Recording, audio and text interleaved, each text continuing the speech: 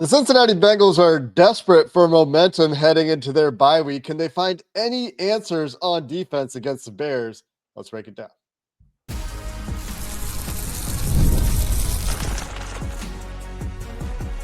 You are Locked On Bengals, your daily Cincinnati Bengals podcast.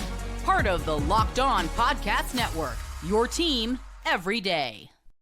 What up, Bengals fans, and welcome to another episode of the Locked On Bengals podcast, part of the Locked On Podcast Network, your team every day. I'm Jake Liscow. He's James Rapien, and we've been Locked On Bengals here on this podcast since 2016 between the two of us, making it your best one-stop shop. We're here for you every day of the week with everything going on with your Cincinnati Bengals. The everydayers already know that. They've heard the film analysis of all the reasons this Bengals defense is struggling this week, to the crossover, to the historical discussion about how they got to this point, what could be next for Duke Tobin. That's what we've been covering this week, as the Bengals are coming off of one of their worst losses, and they've had a lot of those lately in the Zach Taylor era, and are currently putting out the worst defense that we've ever seen in the Duke Tobin era. Today we talk about them being desperate to get back on track against the Chicago Bears, and an offense that has found its footing with Joe Flacco, and questions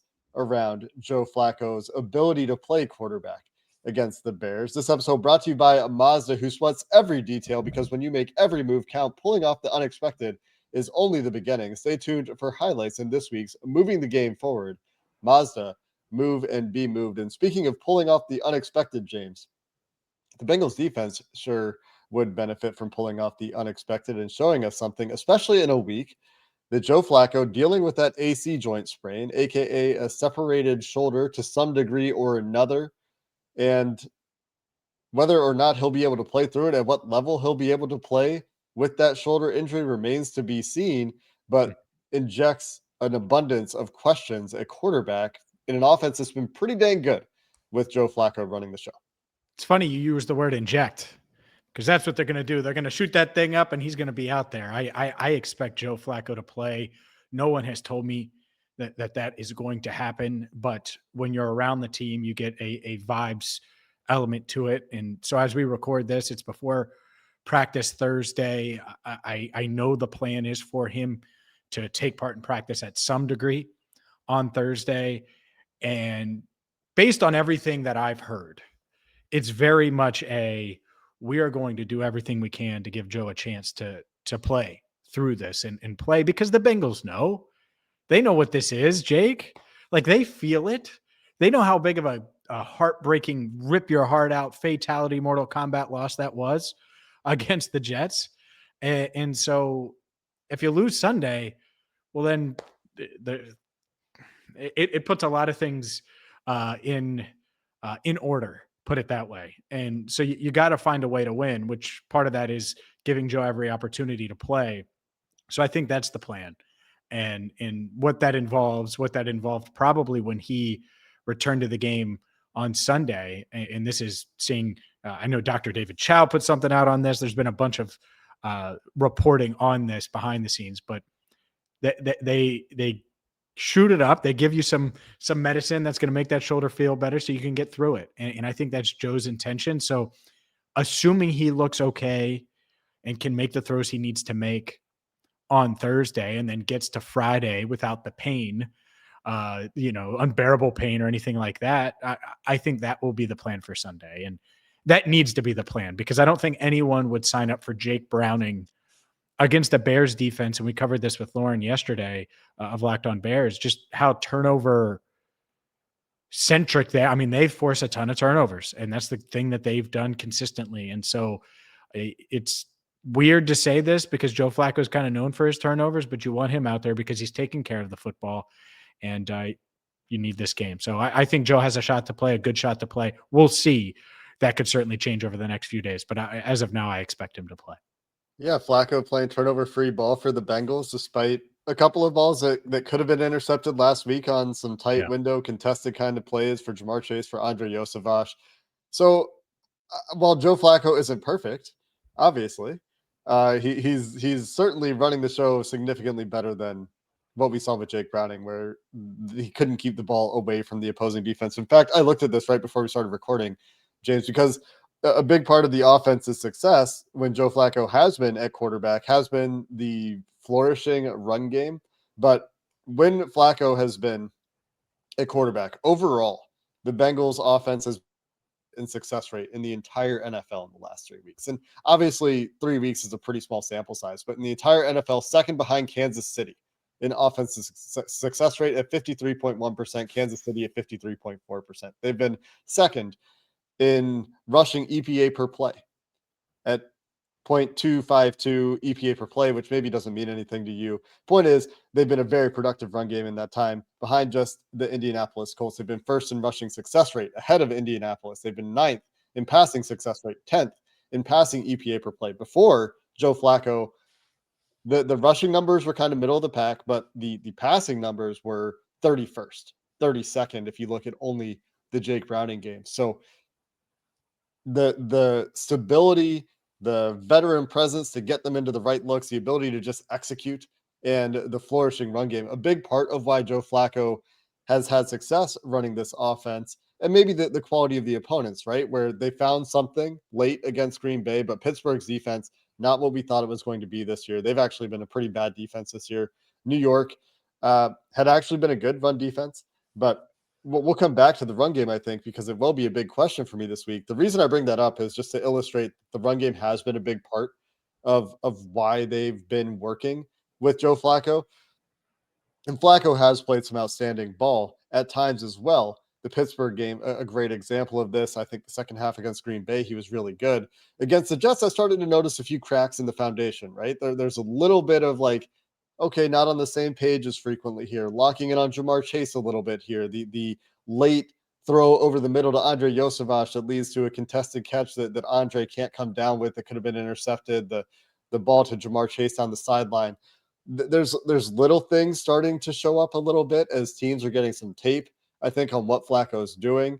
And so he will have to continue to take care of the ball because in this game, you're facing a Chicago defense that, like, the underlying stuff, when you look at the Chicago defense, doesn't look great. And Chicago's dealing with a bunch of injuries right now, but they have been so consistent, like you said, in creating turnovers. There's maybe some juju going on there, some voodoo going on there. Not sure like what the consistent mix is to them producing those turnovers, but got to take care of the ball this week, I think, more than ever, because that's like one of the things that's been keeping them alive recently is ball security in the last few games. For sure. Well, when your defense just gives up yards and points and can't find anything and is going to go up against the Bears offense that is certainly explosive. We'll see who they have and who they don't have out there, but yeah, it's something you can't do is put your defense on a short field and give the Bears another opportunity that they shouldn't have. And so, yeah, I mean, that's not going to be confident if Jake Browning's there. Now, the run game could help and could help with that some. I do think Jake is better than what he played like during that 3-game stretch. I do think that's true. Like, I think he was awful. But they needed a jolt. And that's where they're at again now. Just to be very, very clear, like the jolt that Joe Flacco gave them, no one really expected them to beat Green Bay, you and I included, and they didn't. But that second half gave us confidence that, oh, well, maybe they could beat Pittsburgh. And then they did, and then they take a big step back. This needs to be sort of the start of them earning that back. And it's going to take a couple of games, not just one after losing to the Jets. And so the path to that, I really don't see the path without the offense playing at a high level and not turning it over and doing all of those things from run game to Joe Flacco, not just locking in on Jamar. Jamar's going to have a big game and be a big part of it, but it can't just be him. It's got to be T. Higgins. It's got to be this other core of guys that really outside of Noah Fant hasn't shown up. Like I need Andre Yosevach to play well. I need Noah Fant to make the catches that he needs. And I say that, but Samaje Perine and Chase Brown both got going. That needs to continue. So, yeah, there's a lot of things on offense because the margin for error on defense is what it is that need to go right. And we knew that it's an offensive-driven team. And so let's continue the conversation. You mentioned the run game. We can get to that because it is a really important part of what the Bengals are going to do, regardless of who's at quarterback on Sunday. We'll do that coming up next. Today's show is brought to you by Mazda's Moving the Game Forward. And for those who believe it's not just about playing the game, it's about redefining it. There are moments that do more than put points on the board. They move crowds, move culture, and keep moving the game forward. This week's moment that moved the game forward is none other than Samaje Perine 32-yard touchdown run. I thought when this happened the other day against the Jets, Jake, I thought that was it. I was like, Samaje Perine channeling his inner 2021 Kansas City Chiefs score at Arrowhead. He does it against the Jets. And I really thought that was bam, bam, bam. Shout out to Dave Lapham, Ring of Honor, coffin nails. And it wasn't. And so that's the Mazda highlight that stands out, because when you follow what moves you, the unexpected is only the beginning. And just like there's more to every highlight, there's more to every Mazda vehicle. Mazda, move and be moved.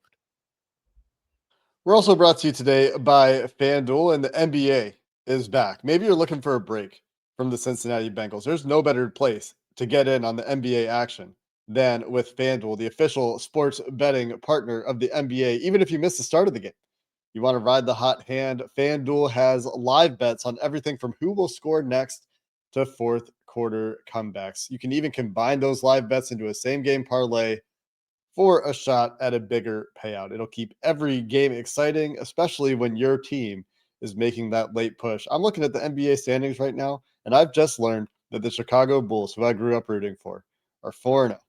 Does that mean I believe in the Chicago Bulls this year? I don't know. Just being mean to Chicago. Goodness gracious. Praise them now. The Bengals were playing the Bears this week. We can't go too far here. Praise Either them. way, you Go can get Bulls. into that action. With Michael FanDuel, new who? customers get $300 in bonus bets when your first $5 bet wins. So head to FanDuel.com to play your game and sign up with FanDuel, the official sports betting partner of the NBA.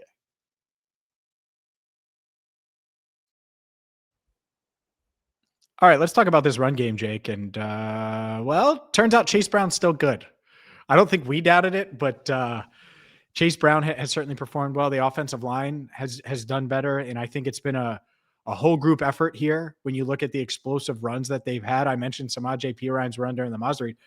Chase Brown has had 3 explosive runs at least over the past 2 weeks that I can count in my head. So, like, that's what they need.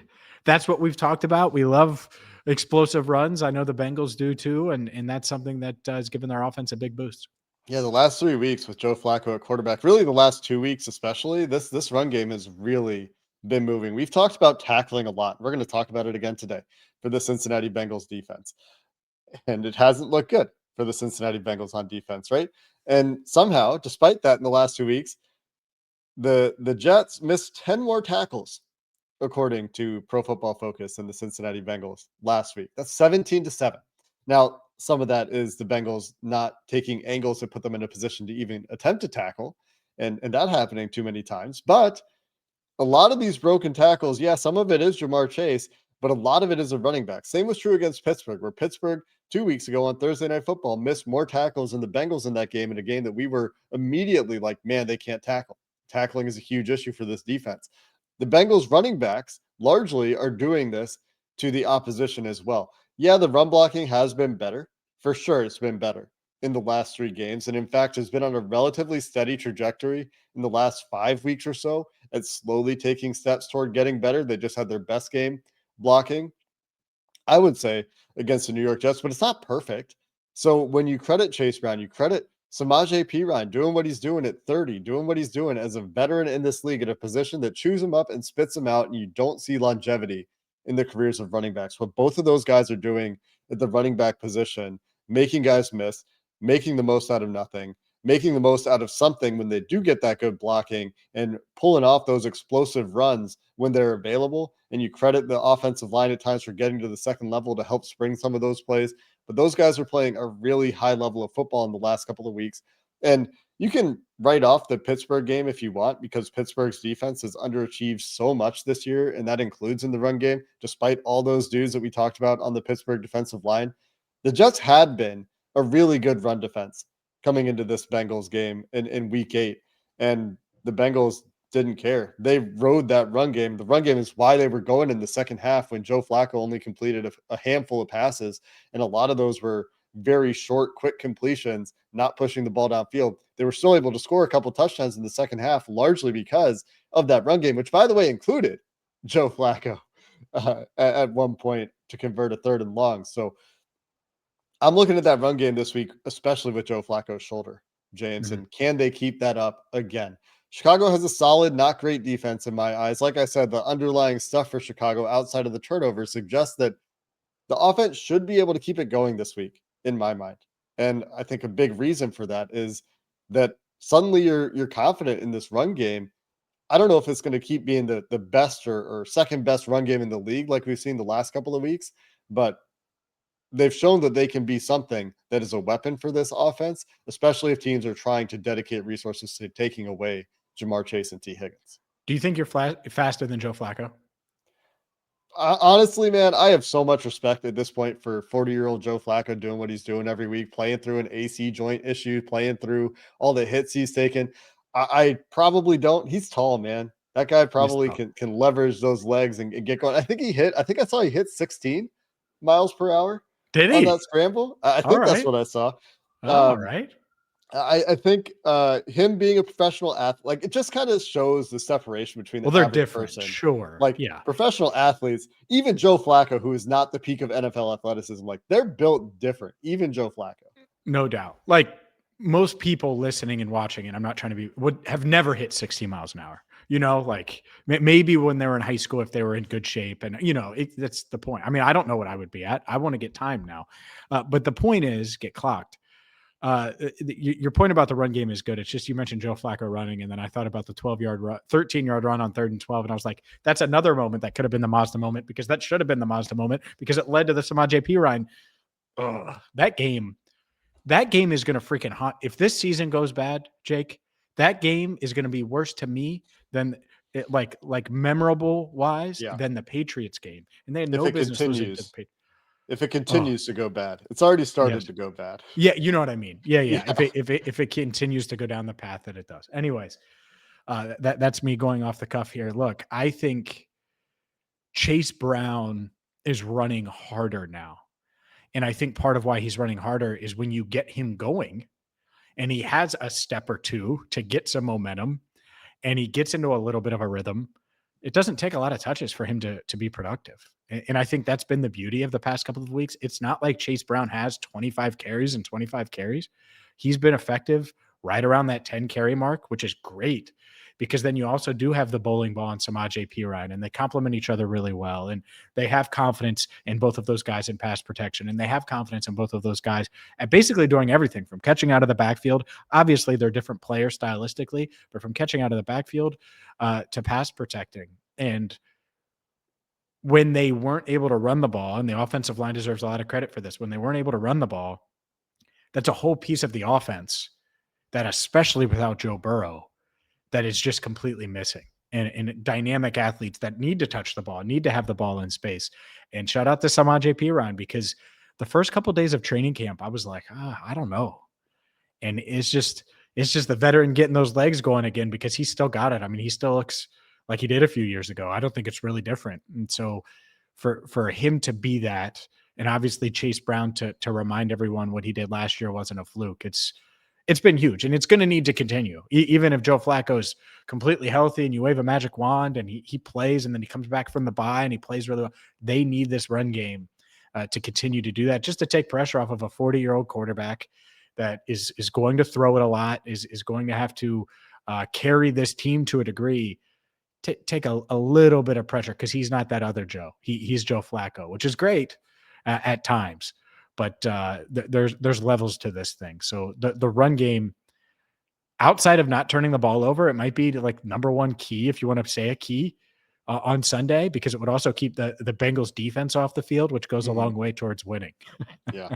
I think another factor here that, we're not going to get into, I think a ton here today, but like, can they get T. Higgins going a little bit more, get back to Yes. that T. Higgins, Jamar Chase, getting a lot of targets, not just Jamar Chase getting a lot of targets. We talked about in the film review episode, like they need to find something behind those two guys, whether it is Andre Yosevach stepping up and being the kind of wide receiver 3 that we thought he could be coming into the season based on what he did last year versus a rough season that he's had this year, whether it's Noah Fant getting more of those routes trying to get him more one-on-ones with some linebackers, getting him to actually run some routes downfield instead of him being this run after catch kind of player, which he's been good at, but there's probably more meat on that bone. So it will be like a full rounded offense, well-rounded offense thing. The play action game has looked good with Joe Flacco. The under center game has looked good with Joe Flacco. So taking care of the ball, probably number one. You're right. I think probably number two is keeping that run game going and all the things that the Bengals have been able to do off of that run game. And if they do that, they should be able to keep the ball moving against the Bears. The question is then, can they stop the Bears like at all? Please find something. We'll get to this defense here coming up next. Locked On Bengals is brought to you today by Rugiet. Let's be real. Making excuses doesn't solve anything. Players only meetings. Maybe that solves something. We'll see. We've all heard those excuses before, though. It's just stress. I'm tired. It happens to everyone. But when it comes to performance, sometimes your body just needs a little extra support, and that's where Rugiet comes in. Rugiet.com offers fast-acting doctor-prescribed treatments for ED designed to help you stop making excuses and start making moves. Rugiet makes it easy to get started. You just connect with a board-certified doctor 100% online with no awkward waiting rooms or in-person appointments. And if medication is prescribed, your treatment will ship discreetly straight to your door. It's fast, it's simple, it's private, and all handled by real doctors. Visit Rugiet.com, Rugiet.com/LockedOnNFL. You'll get 15% off your first order. That's Rugiet.com/LockedOnNFL. And don't forget to use that code LockedOnNFL so they know we sent you. Rugiet, stop making excuses and start making moves. This defense, Jake, let's dive into it. Clearly, I'm excited to talk about this defense. Boy, oh boy, where do we start? I'll start with Trey Hendrickson and what I know. Like I said, it's ahead of Thursday's practice. They don't need to see him practice. Maybe he's dressed for practice. I know behind the scenes, much like he was on Thursday night a couple of weeks ago, he's pushing to play. Will he be able to play or not? It's a big factor because if he doesn't play, where does the juice come from? They might need to put Joe Flacco in with that 16 miles per hour sprint, juice on the edge. Like, I'm joking, but like, it can't be worse. Like, they do not affect the quarterback at all without Trey Hendrickson. And I don't want to give, because I think Caleb Williams has his flaws, but I don't want to give him all the time in the world, because if he knows he has all the time in the world, guess what? Even if they're down a weapon or two, he's going to be able to move the ball consistently. One of the big questions is how many weapons will he be down? Because as the Bears started practice this week, they're missing their top 4 wide receivers, which includes DJ Moore, Rome Odunze, Zacchaeus, and the rookie who now I'm confusing with Golden. It's not Golden. Who's the Bears rookie wide receiver? Luther Burden, not Golden. Missouri. Burden. Missouri. Yep. And DeAndre Swift. So like everybody. I know my receivers, baby. I know the receivers. He was like, "Oh, James, you want to talk about a receiver?" I see what you were doing there. I see. Yeah, you know these guys, but like all 5 of the Bears' top weapons at receiver and running back didn't practice to start the week for the Bears. We'll see how that shakes out, how that progresses. DJ Moore, kind of a nightmare on paper to me for this Bengals defense in terms of guy that can make you miss after the catch. Guy that can be really effective in the screen game, will challenge you to tackle, something the Bengals have really struggled with lately. DeAndre Swift has been a good fit in that offense. Rome Odunze has taken a step as a second-year wide receiver and can certainly make your corners look bad. Caleb Williams can buy time and is another one of these quarterbacks that even if they do get pressure, can buy time. The problem is that this Bears offensive line is more than respectable in pass protection. Joe Thuney has been Joe Thuney at left guard. Drew Dahlman has been an amazing pickup for the Bears at center. Darnell Wright has been a first-round pick level, a top 10 pick level tackle. He's been good at right tackle. The big vulnerability that you're looking at is, can they get a good version of Trey Hendrickson this week going against the Bears left tackle Theo Benedict? I'm not actually sure. Might be a French name. But he's one of those 2 tackles out of British Columbia in 2024. Yeah. Right across the ocean from me is where this guy played his college football. And They've actually faced both of the UBC tackles this year because the other one Yeah, was with the that's right. Packers. Yeah. But if there's one weak link, is what I'm trying to get to here on this Bears offensive line in the passing game, it's that left tackle spot. And you're probably listening and thinking like, man, the Bengals can't rush the passer. It doesn't matter who's out there. The Jets had the worst pass protection in the league. They couldn't get a hand on Justin Fields. And I hear you. But if there is a spot this week, it is that left tackle spot. Because other than that, yeah, like this is a good offensive line. Mhm. And if the Bengals can get some pressure this week, great. But I am not expecting it. I am not sure where the Bengals are getting a stop against the Bears offense, even if they're missing a lot of these skill guys. And I assume some of them are going to play, but like, who's getting the stop, man?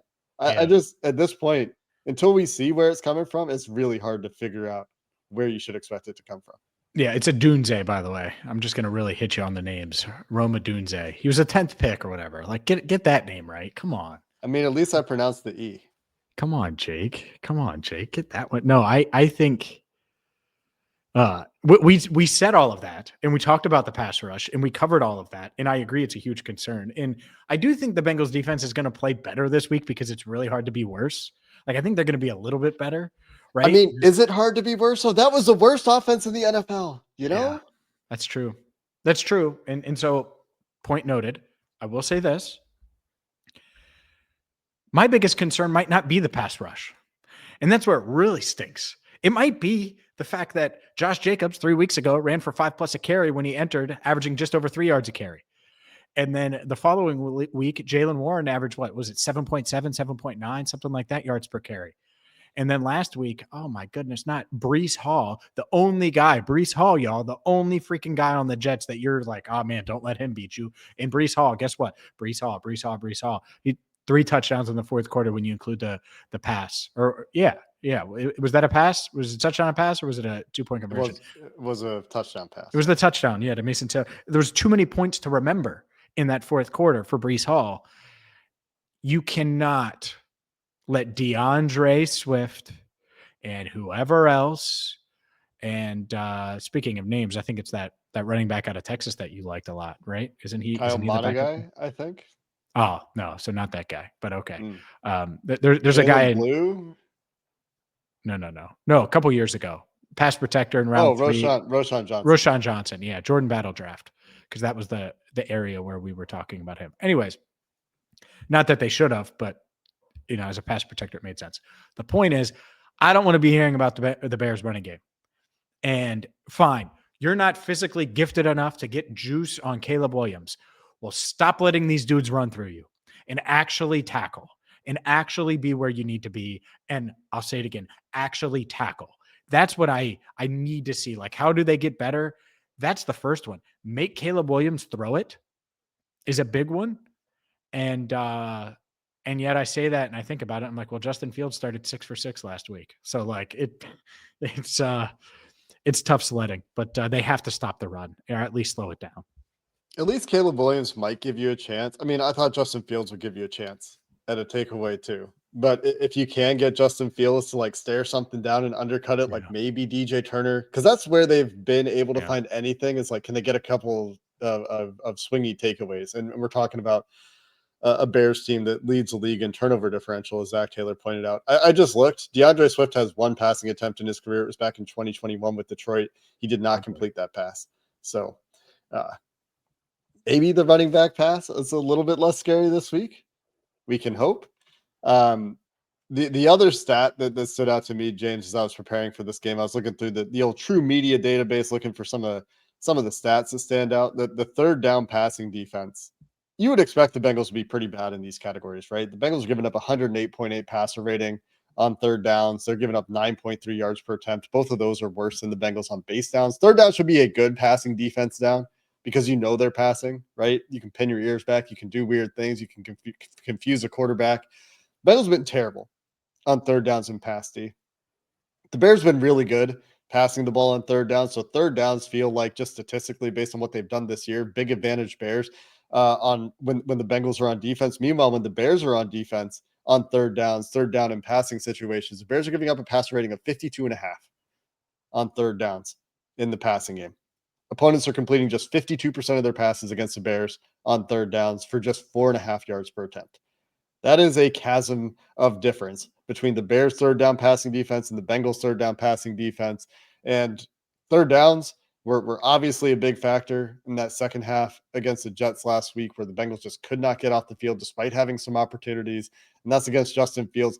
The Chicago Bears, were for all of Caleb's issues, he can create off script, he can make crazy throws, and he has been really good this year on third downs when he's had to throw the ball. Yeah, and it's just scary because this Bengals defense in this is really explaining why you need Trey for these type of plays. It'd be great if Shamar showed up and made some big plays, right? He's taken a lot of criticism this week. And I think that's the other thing. I know they're feeling it. And I haven't had any conversations with any of the players as we record this about it, but I know they're feeling it and I hope they're feeling it like they should. Like this should be like the worst week ever if you're a member of that Bengals defense. Like the worst week. And coaching staff, and you could go down the list, right? But like in the worst week ever, as in you put everything you can into finding a way to beat the Bears and standing up and showing everyone that, yeah, you guys can be a competent defense. Like I get it. People are laughing and they're a punchline and all of those things, but like internally, like I hope they feel all of it. And it really, they can flip that into fuel, and we'll see, right? You have the players only meeting and all these things and these high level conversations about the roster. And I get it. I understand all of it. But if you think about from their perspective, how it should be, they should go out there. Like there should be 2 missed tackles total. And it's just because DeAndre Swift was just insane on that play, right? Or whatever. Roma Dunze makes an insane play, or DJ Moore or whatever. But they should be so lights out and come out ready to go. We'll see if they do. But like this should be the kitchen sink. We're putting everything into this because our season's on the line, and defensively because the whole world thinks we suck.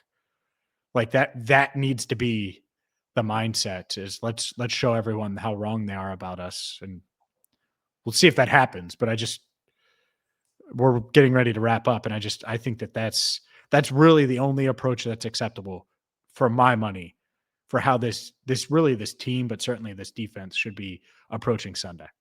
Should be. It's one of those easier said than done things, right? Like you can come with that approach and still be bad because maybe that's just who they are, right? And you can come with that approach and you still got to do it on the field. By the way, the Bengals last year were 3-5. I actually went back and looked.